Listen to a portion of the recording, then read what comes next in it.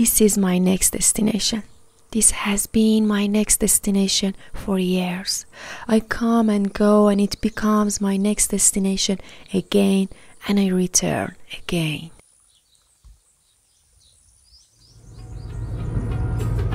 A portion of the earth will be engulfed in a shadow cast by the moon in the next few days. We are here in the southeastern part of Iran in the province of Sistan and Baluchistan. We came here a few days early to explore and find an attractive place to capture the eclipse.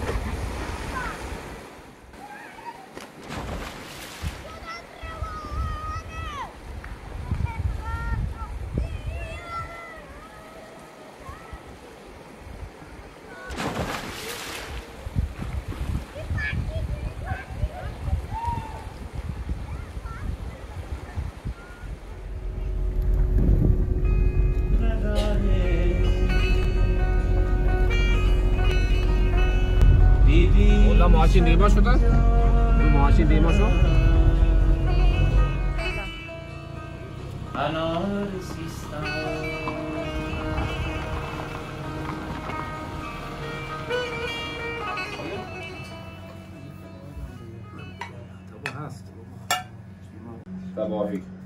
تباهیک آره این گوشت رو خشک میکنن با البته قبلش آغشته به اناردونه و نمک میذارن توی سایه‌ای که باد هم بهش بخوره و خشک میشه.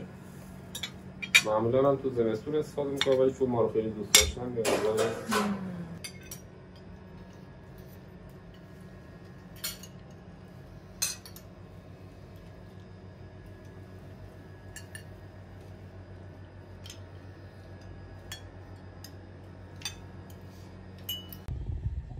We arrive at Azar's family house, the family that hosting us for a few days.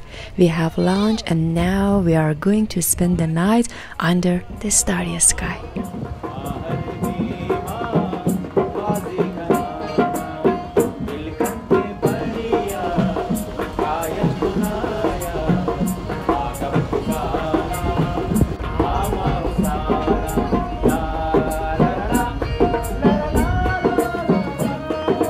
Muhammad and I and a few of our friends who are all residents of this region. Most of us are colleagues.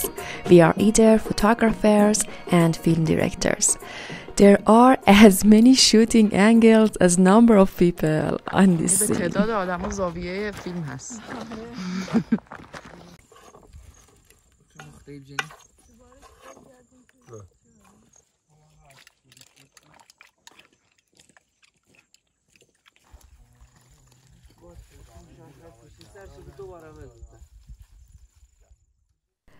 This enchanting valley was lying there like the Sleepy Beauty.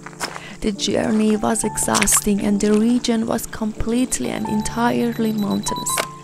I would have never believed that in the arms of these stark rocky mountains there would lie a valley filled with flowers where the rivers painted them. Before the trip, Isaac told us, I will take you to a place where the stars will perch on your shoulders. And it was absolutely right. That night, the stars were the guests at our traditional Baluchi table. Few hours after taking this photo, Isaac suddenly fell ill.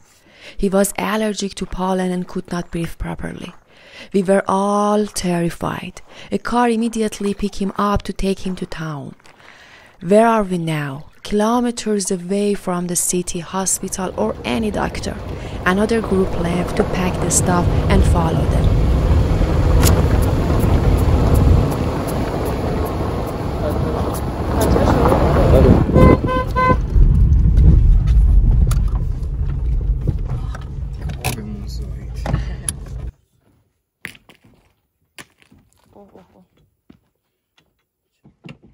تموم؟ تمام. بریزیم بالا؟ بریزیم بالا.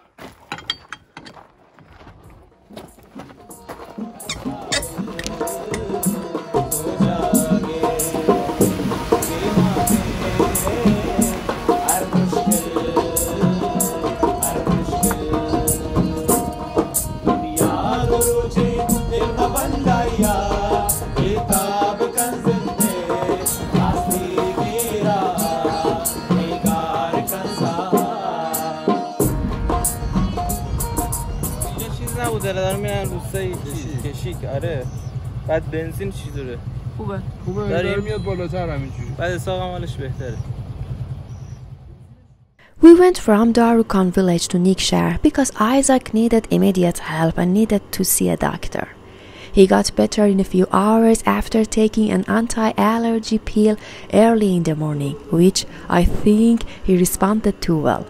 Since no one slept that night, we went to one of our friends' house in Nikshar to get some sleep and relax for a few hours. Then we went for the next destination. This is our next destination. This has been my next destination for years. I come and go, and it becomes my next destination again, and I return again. Let's go back to 4 years ago.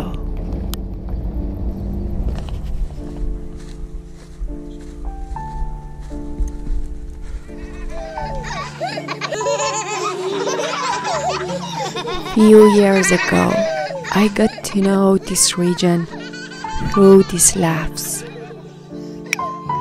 these games, these arts,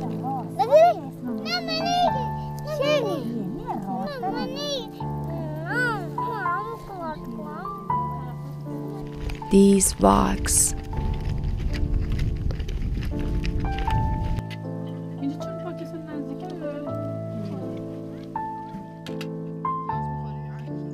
and these nights.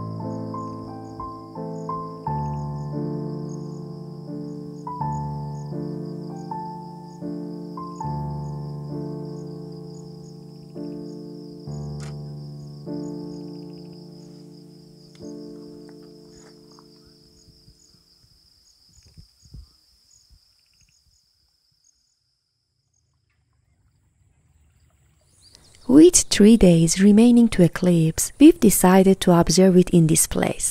Now we are getting back home and will be here tomorrow morning before sunrise. یعنی گفت اگر قرص رو نمیخورده بودی اینقدر این التهاب ادامه پیدا میکرد و بر اثر خفگی میمردی به همین ساعت راحتی. فکر میکنم اون شالم که من بهت گفتم اینو بذارم تو سبد همچین چیزی بود که یهو اسحاق شد که اونو بذار سر جا. اونو بذار سر جا. ببین گوش کن اونو بذار سر جا.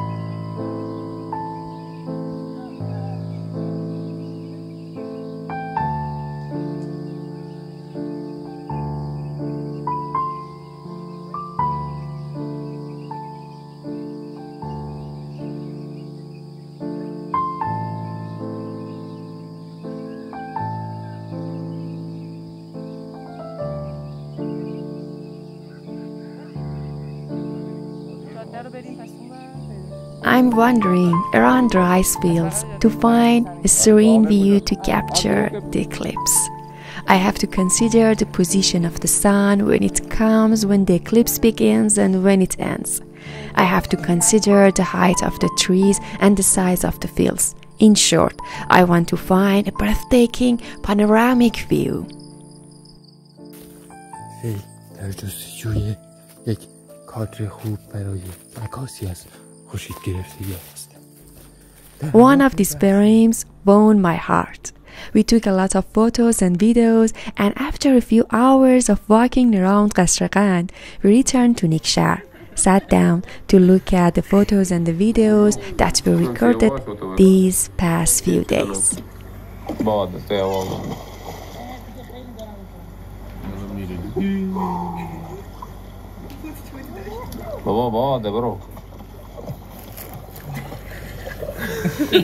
تکنولوژی ها اینا تورمده ترمده شو خاک سر بس دیگه دشته te film ka terri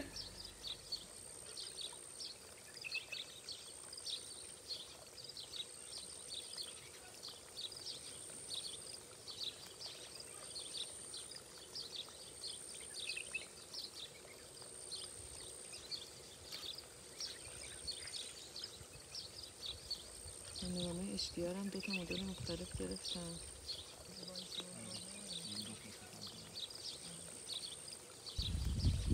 یه روز قبل از خورشید گرفتگی امروز قبل از طلوع اینجا بودیم و تا ساعت 12 ظهر من عکاسی خواهم کرد. یعنی یه مانور رفتم انگار که خورشید گرفتگیه. واقعا سکسکم گرفته نمیدونم چرا. فوق العاده گرمه، اصلا یک چیز عجیب غریبی. بماند که چه مناظر خوبی از صبح دیدیم. یعنی ما از 5 صبح که اینجاییم هوا خوب بود، تا ساعت 7 و 8 هوا خنک بود، ولی از 8 به بعد دیگه واقعا گرم شد.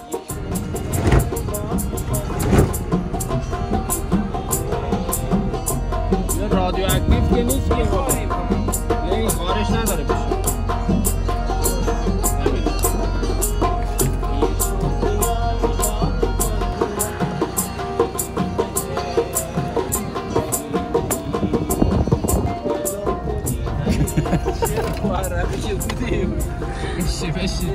این که دلبره که اشکال نداره. مثل خوابی ها. آره؟ لوچو جونم لوچو. آره ساعت 4 شب ساعت 12 خوابید. اینا کل منو بیاد ته حیات. ته حیات. آری. ما ستاییم؟ یکی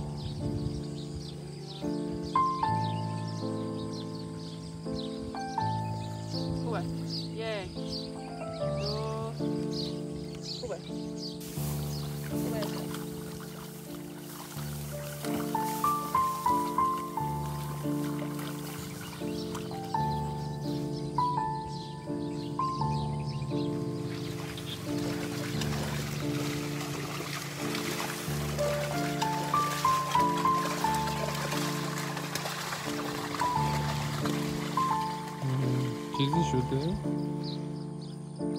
بالا رو نگاه کن.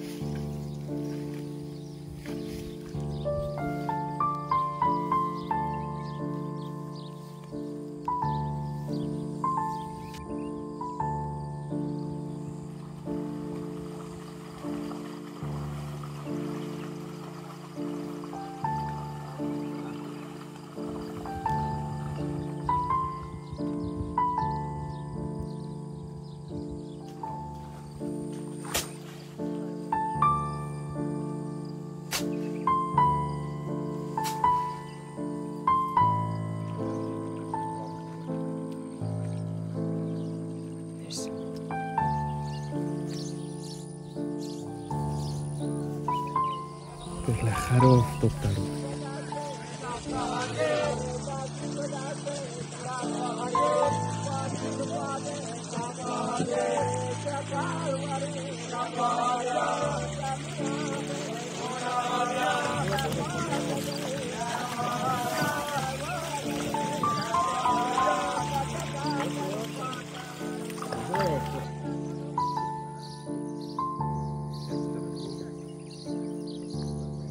زیر آفتاب هیچ وقت انقدر خوشحال نبودم از دیدن آفتاب.